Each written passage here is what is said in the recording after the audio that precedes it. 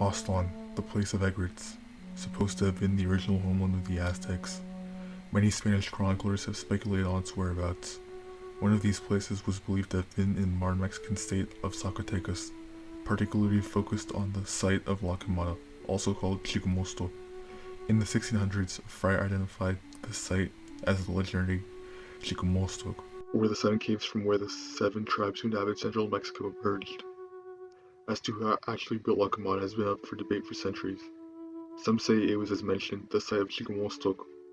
Others say it was a trading post for the Teotihuacanos or Toltecs. Archaeology has now disproven these theories, and this site was built by a culture that they have referred to as the Chalchihuites, named after a town in Zacatecas where many of their artifacts have been discovered. The Chalchihuites culture mostly centered around Zacatecas.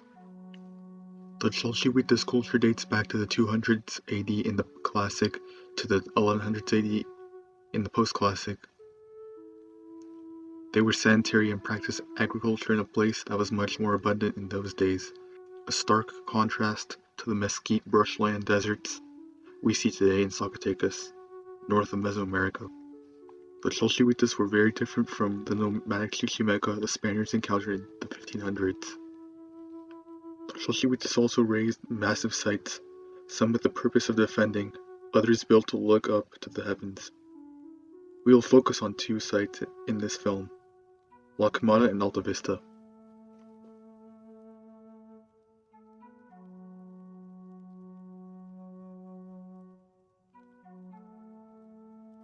La Quemada is probably the most famous in Zacatecas. It is located 56 kilometers south of the capital of the same name. This hilltop complex or citadel was inhabited between 350 to 1150 AD, but peaked around 600 to 850 AD. When you arrive to the site, you walk up towards an inclined hill where you are presented with a hall of columns, a sunken patio, and the remains of what archaeologists have called a ball court.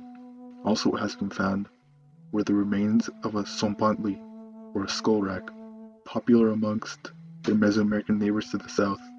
Notably, the skull racks of later Aztecs. The sompantli at this site is believed by archaeologists to have been decorated with the skulls of prisoners of war. Something else is a sunken patio, a prominent part of the architecture of many northern Mesoamerican sites. Finally, there is a large building, which is known as the Hall of Columns. It is 41 by 32 meters big. The building is supported by 11 columns in a rectangular shape. It is not known precisely what occurred in it, but it could have been a meeting hall or a ceremonial place. The columns are believed to have supported a thatched roof. To this day, one can see the remains of red-orange clay that plastered the walls, showing evidence that it was burned down.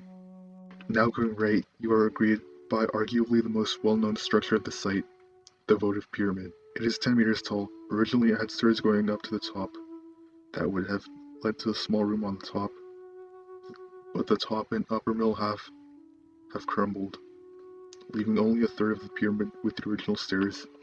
Interestingly, a burial was found underneath the pyramid of a young man who was missing his left foot, a probable relation, according to archaeologists, to a god like Tezcatlipoca, who also was missing his left foot.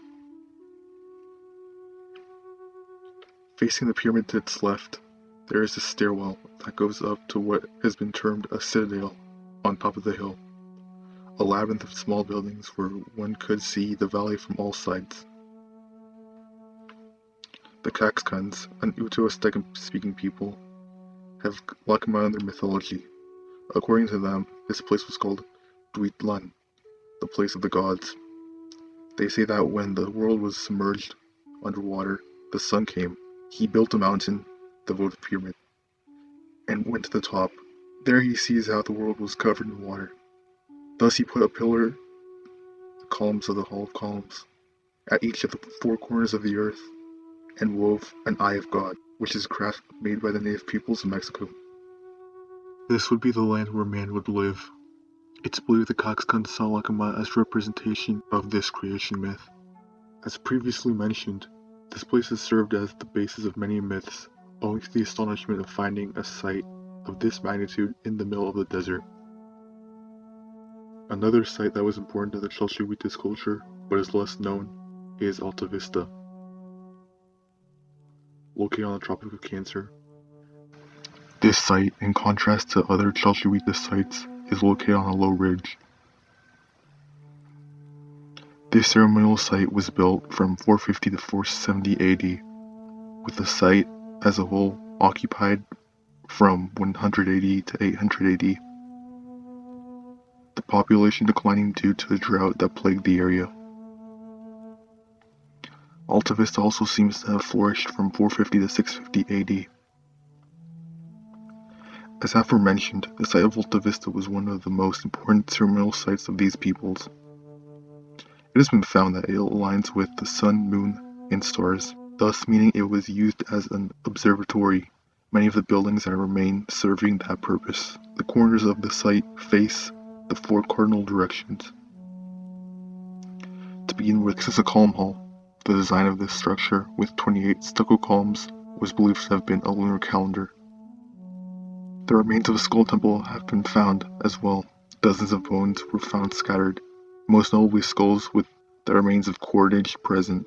This gives us a larger understanding of the rituals these peoples carried out, perhaps hanging bones from the ceilings of ceremonial buildings. The last notable structure of this site is known as the Labyrinth. Next to the hall of columns, the most important part is a large corridor that faces east towards 2 hills. The site was strategically placed to view the equinoctial sun rising from these 2 hills. The corridor serves the purpose of creating a pathway with a direct light beam from the sun that illuminates it. Another thing worthy of note to add to the theory of a Tezcatlipoca-like god in the pantheon of the Chalchihuites is a burial that was found with pottery depicting an eagle with snakes and lightning in its claws, which are attributed to Tezcatlipoca. This is what is located at the important observatory of the Chalchihuites culture.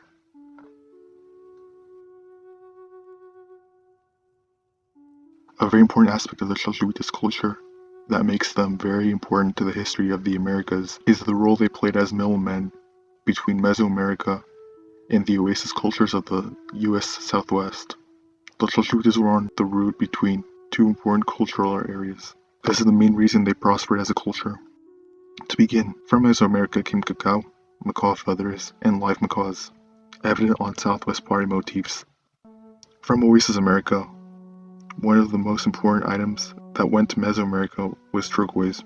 It was an important and sacred stone amongst those cultures. The later Aztecs referred to it as Huito.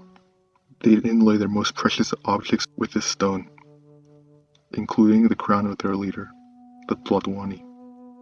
Ideas also spread, but this topic is for something that could be covered in a future video. As for the Chalchihuites, there are many artifacts that have been found originating from these 2 cultural areas. With the wealth that flowed through this land, this made the Chalchihuites the envy of others.